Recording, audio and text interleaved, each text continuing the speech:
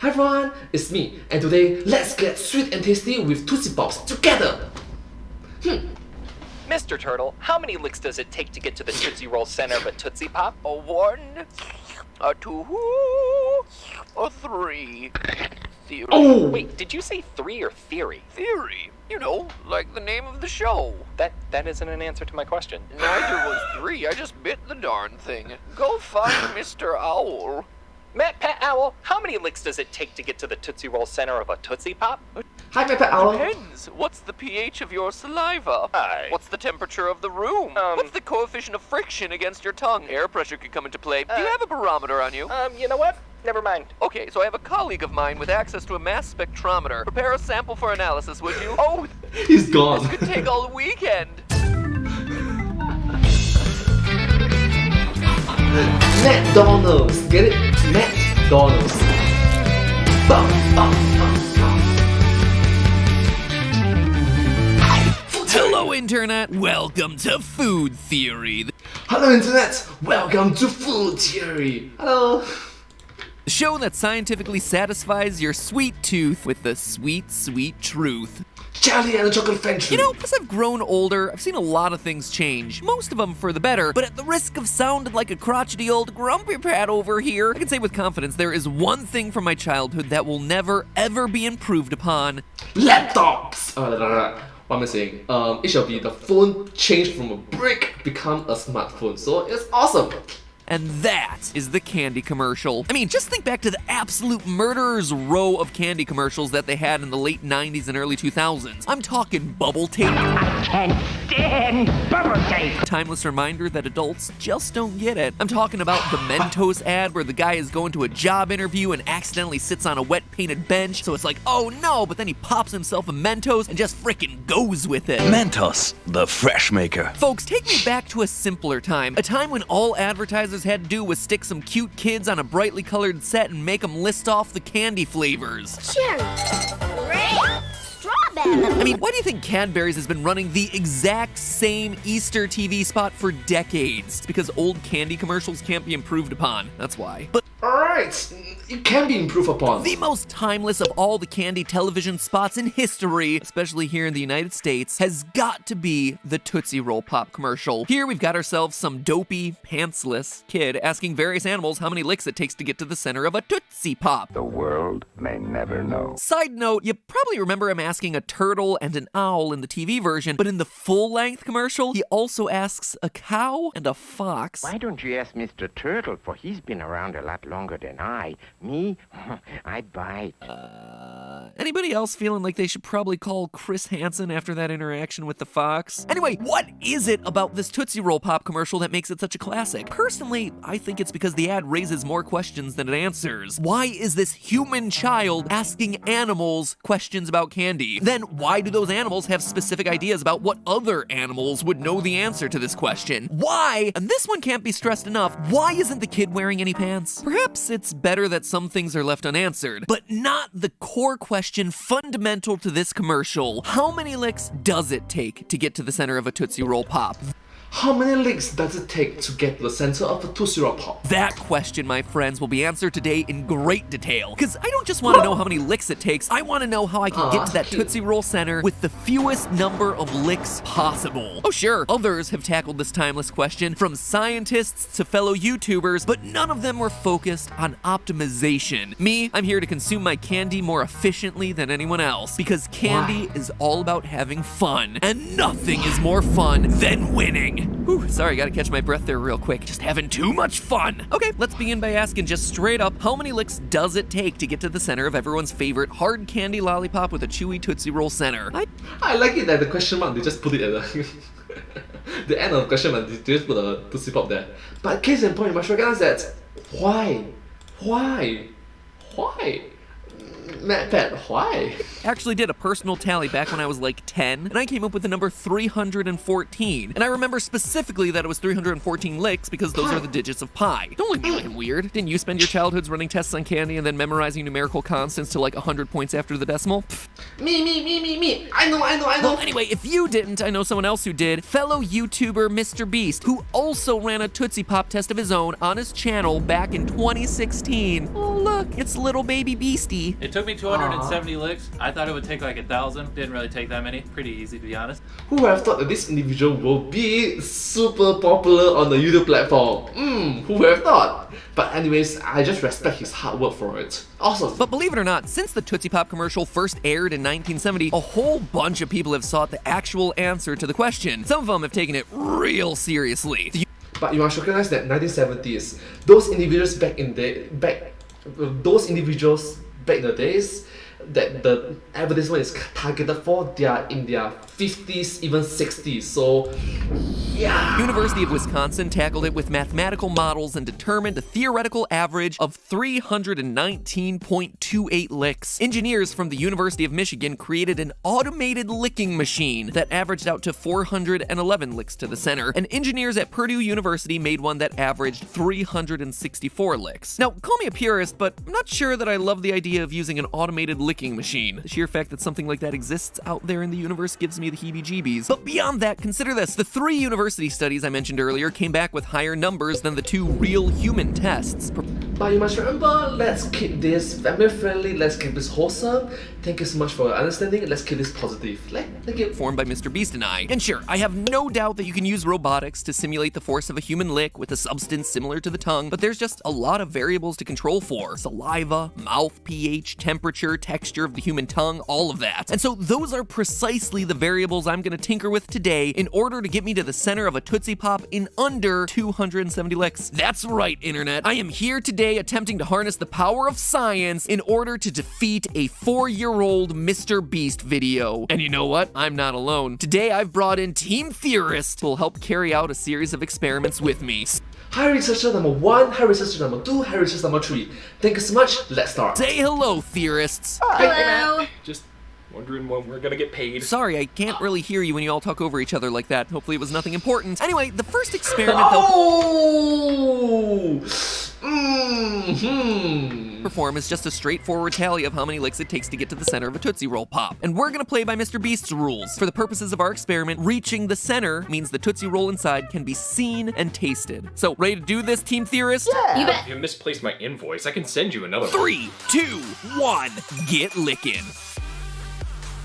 We'll check back with them in a few minutes, but of course, for us theorists, it's not enough just to know how many licks it takes to get to the center of a Tootsie Pop. We also want to know why we get to the center, especially if that info is going to help us get there faster. So let's start with what a Tootsie Pop is made out of: sugar. Sure, there's some palm oil, some citric acid, and whatever the heck soy lecithin is, but by weight, a Tootsie Pop is about 65% sugar. And obviously, one of the best ways to dissolve sugar is with water. And wouldn't you know it, saliva is about 99.5% water. It's like somebody designed Tootsie Pops to be consumed by humans. So let's toss saliva onto the list of things that we'll need to optimize if we're gonna beat MrBeast's Tootsie Pop mark of 270 licks. But how exactly do we optimize for saliva? Well, let's dig into what exactly goes on when sugar dissolves in water, and that requires some understanding of polarity. Remember in science class when you learned that positive poles of magnets attract negative poles and repel other positive poles? Well, molecules of both water and sugar are polar because they contain hydrogen atoms, which are more negative, and oxygen atoms, which are more positive. So when water comes into contact with sugar, in our case the specific sugar of sucrose, the water's polarity is strong enough to pull the sugar molecules apart. In other words, if you submerge a Tootsie Pop in water, it'll eventually dissolve down to the Tootsie Roll center, as long as there's enough water that it doesn't get oversaturated by the sugar, that is. And you see, that's the key there. There must be enough water molecules present in order to pull every sugar molecule apart, because when all the water molecules get paired up with all the sugar molecules, no more dissolving can occur. So what I'm thinking here is the more saliva, the better. Optimizing our saliva means increasing our amount of saliva. So we'll be sure to test that in the next round of experiments. Speaking of experiments, how's experiment number 1 going there, Team Theorist?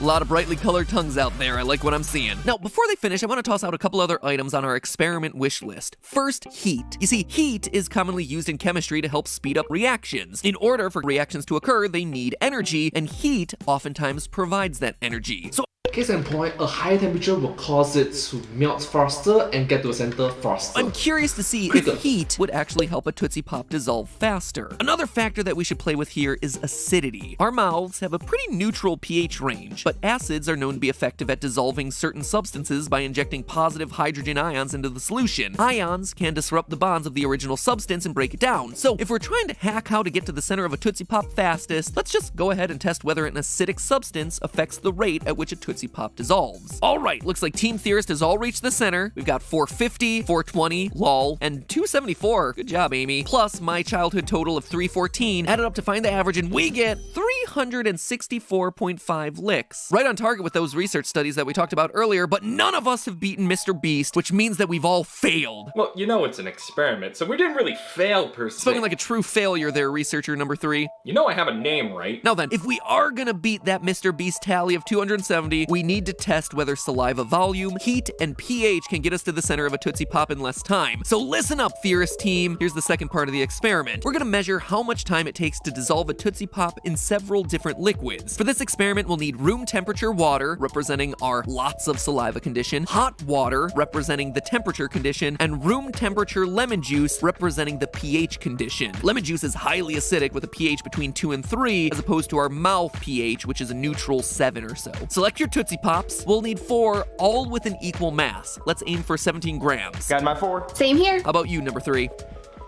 Number 3? And number 3 somehow lost focus on his camera. Forget him, he's a straggler. We're better off without him anyway. Start your timers, team, and let's jump ahead 20 minutes. Okay, 20 minutes in, what are we seeing? So the one in the hot water seemed to start dissolving immediately, but the ones in the room temperature seem to not be affected as much. Alright, so we have taken out our Tootsie Pops, weighed them, and averaged the results between all of us. We have our hot water Tootsie Pop, which went from about 17 grams to about 5 grams. We have our lemon juice, which went down to about 8. And we have our room temperature water, which went down to about 7 grams. Interesting, it's not quite exactly what I expected, so what do these results mean for our quest to beat MrBeast? First, it's clear from the data that heat is the biggest variable at play. So in this final round of experiments, I'm gonna let the Theorist team use whatever tactic they'd like to get heat involved. They can turn up the thermostats in their room, they can drink hot water during the experiment, they can even exercise. As a matter of fact, I'm gonna assign exercise to researcher 3. Oh, you've gotta be kidding me. I most certainly am not kidding. Exercise can, in fact, raise your core body temperature by a degree or 2. In addition to adding heat, it's also apparent that we need to get these Tootsie Pops into contact with as much saliva as possible. In order to do that, I've instructed the Theorist team to use the full length of their tongues this time. We're looking for some serious stroke length here. That's what I said. Because more saliva should come into contact with more Tootsie Roll Pop this way. Yes, he meant it in a more educational, don't think of weird things, okay? It's very friendly, it's wholesome. Thank you. Furthermore, some of the Theorist team have been encouraged to chew sugarless gum to help stimulate saliva flow. And lastly, there's the matter of pH. Since our lemon juice glass dissolved more slowly than our control glass of room temperature water, we're just not gonna worry about pH, so that variable's thrown out. So one final time, the Theorist team has been encouraged to change a couple of variables in order to up the heat and increase their saliva. As for me, I'm not just doing a couple, I'm doing them all at once. I have an insatiable urge to be better than MrBeast at least one thing in life, and I will stop at nothing to make sure that this is that thing. That's why I'll be doing it all. I'm raising the room temperature, I'm drinking hot water, I'm chewing sugarless gum, and I'm exercising. And you better believe that I'm going all in on that tongue stroke length. Yeah, I said it. So let's do this thing, Theorist team. Heck, let's bring in the whole Theorist gang for this one. The more the merrier. Oh, we're like a little Brady Bunch here. Man, Aw, thank you so much, the Theory Bunch. Thank you so much for being so educational and so entertaining. So, education for the win. Thank you so much. content back in this era was so much simpler. People were delighted by stuff like this. Now it just barely qualifies as a TikTok. Oh hey, researcher number 1 is opting for the shower. Smart, heat, and humidity. Folks, we are pulling out all the stops. With the powers of science on our side, surely at least one of us will be able to beat 270 licks. I just hope it's me, because I'm about to put some very unflattering licking footage out there onto the internet, and besting MrBeast is pretty much the only thing that's gonna make it worth it. Alright, final experiment time. 3, 2, 1, go.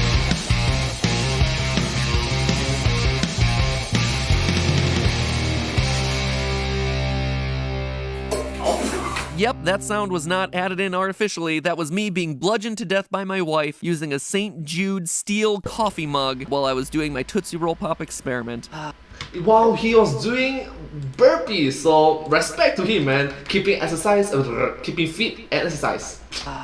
The things I go keeping fit and healthy, yes. through for science. Anyway, enough about my problems. How'd we do, guys? How many people made it to the center in under 270 licks? Good job, guys. Congrats to everyone. Couldn't help but notice that researcher number 3 didn't make the cut. Can't say that I'm surprised. But now the moment we've all been waiting for, the reveal of how many licks it took me to reach the center. Yeah, I don't think anyone was wondering. 117. That's right, YouTube. I'm MatPat with a lick total of 117, have hereby defeated MrBeast. I am unashamed to announce that I have defeated MrBeast in a contest that he didn't even know that he was a part of. Food Theory editors, you know what to do now. Bring on that confetti. Fireworks are in order as well. Heck, go nuts with all the preloaded celebratory animations that you have readily available. Throw on the meme-ish kids cheering sound effect. Ooh, what about the anime wow? Yes, I feel so powerful. That was a strange effect. Never saw that one pulled out before. Anyway, thanks for watching, everyone. I'm MatPat, and this has been a theory. A food theory. Thank you so much for supporting this brand new channel, by the way. If you stumbled upon us, it's probably because you already like game theory and or film theory. Well, guess what? Food theory is very much the same show, just tastier. Anyway, poke that subscribe button like the Pillsbury Doughboy that it is. Just boop. So if you want to support what we're doing here, if you're liking these episodes, if you want us to do more of them, hitting that subscribe button tells us, yes, please continue doing wacky science videos related to food. Second most important thing that you can do right now, check out another episode. We uploaded 5 all here on launch day. The one I would point you towards, you know how they say the cake is a lie? Well, the cake mix is actually the thing that's lying to you. If you want to learn more about that one, link is on screen right now. I'll see you over there, friends. Well, anyways, thank you all so much for watching this video together with me. I hope you find this video very interesting to watch. It has been very fun and weird, but really strangely enjoyable to watch as well. Yeah, if you do like this video, please remember to like, share and subscribe to my channel and comment down below if you have anything to share with us. Don't forget to follow my channel and see a picture of a support and encouragement for my work. It's very motivating and encouraging and just inspirational to see all your support for my work. Thank you so much for your positivity. I hope to see you in my next video. But hey, that's just a theory. A food theory. Sorry. But hey, that's just a theory. A food theory. Bon appetit. One more time. But hey, that's just a theory. A food theory. Bon appetit.